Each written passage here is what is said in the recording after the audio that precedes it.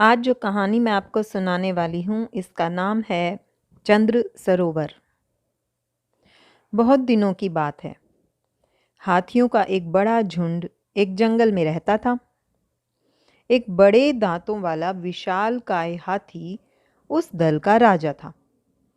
यह गजराज अपने दल की देखभाल बड़े प्यार और ध्यान से करता था। एक बार वहां अकाल पड़ा। बरसों तक वर्षा न हुई तो सारी नदियां और तालाब सूख गए। पशु पक्षी प्यासे मरने लगे। बहुत सारे पानी की तलाश में दूसरी जगह चले गए। बिना पानी के हाथियों को भी बड़ा कष्ट उठाना पड़ रहा था। गजराज ने देखा कि यदि उन्हें जल्दी ही पानी न मिला तो बहुत सारे हाथी प्यास के मारे मर जाएंगे। जैसे भी हो, उसे जल्दी ही पानी की खोज करनी होगी। उसने कुछ हाथियों को बुलाया और उन्हें अलग अलग दिशाओं में पानी की खोज में भेज दिया। कुछ समय बाद एक हाथी लौट आया।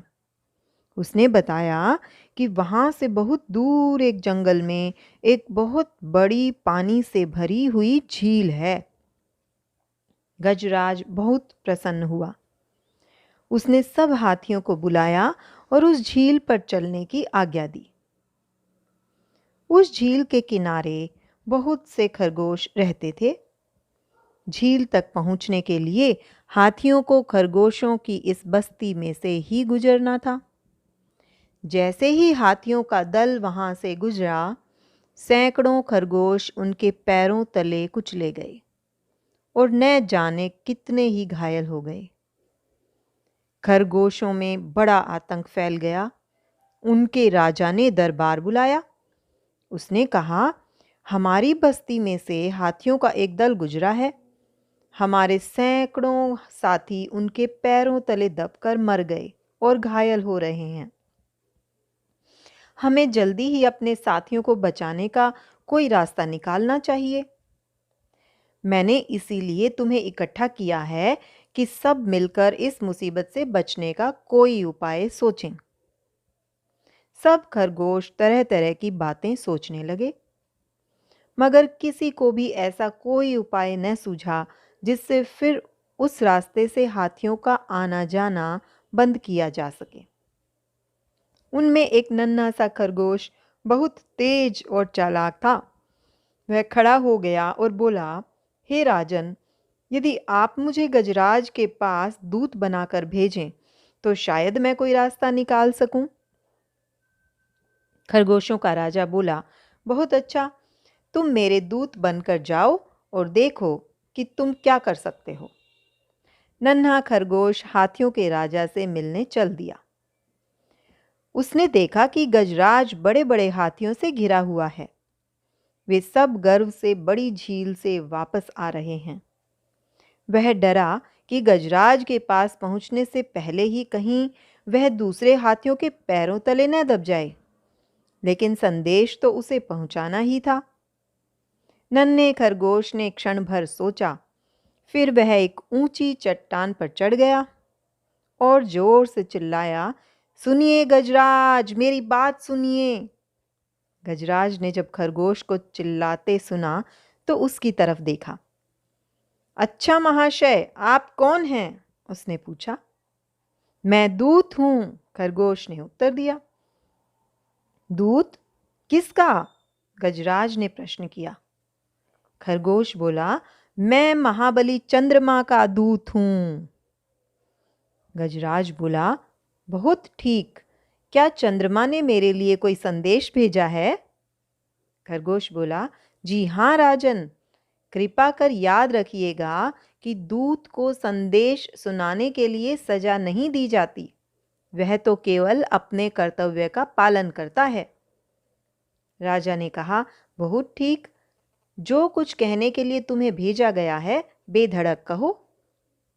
नन्हा खरगोश बोला, राजन, चंद्रमा ने यह संदेश भेजा है, ओ गजराज, तुमने अपने दल सहित यहाँ आकर मेरी झील का पवित्र पानी गंदा कर दिया है। तुमने झील पर जाते हुए हजारों खरगोशों को अपने पैरों तले रौंद डाला है।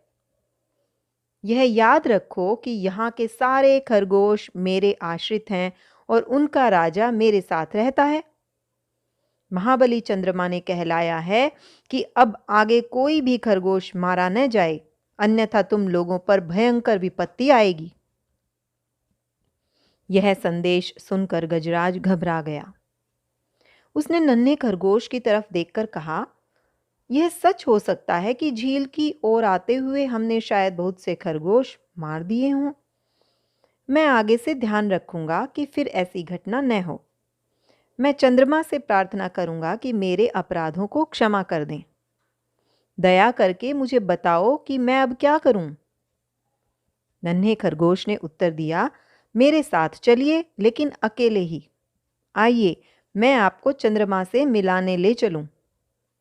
नन्हा खरगोश भारी भरकम गजराज को झील के पास ले गया।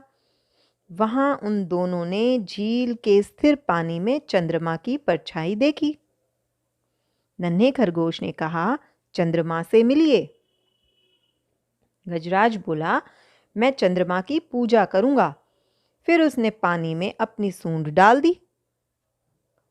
पानी एकदम से हिल गया।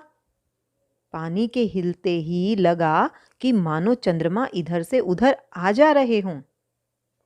नन्हा खरगोश बोला, अब तो चंद्रमा तुम पर और अधिक गुस्सा हो गए हैं। गजराज ने पूछा, क्यों? मैंने ऐसा क्या किया है? तुमने चंद्रमा की झील के पवित्र पानी को छू दिया है। यह सुनकर गजराज ने अपना सिर झुका लिया और बोला, मुझे क्षमा कर दो खरगोश, कृपया चंद्रमा से कहो कि वे मुझे क्षमा कर दें। अब फिर कभी झील के इस पवित्र पानी को कोई हाथी नहीं छुएगा और कोई भी हाथी चंद्रमा के प्यारे खरगोशों को कभी भी हानि नहीं पहुंचाएगा। इतना कह गजराज अपने दल सहित वहां से चला गया। इसके बाद शीघ्र ही वर्षा भी हुई और वे सब अपने जंगल में सुख से रहने लगे। तो बच्चों, कहानी यहाँ खत्म हुई। आपको कहानी कैसी लगी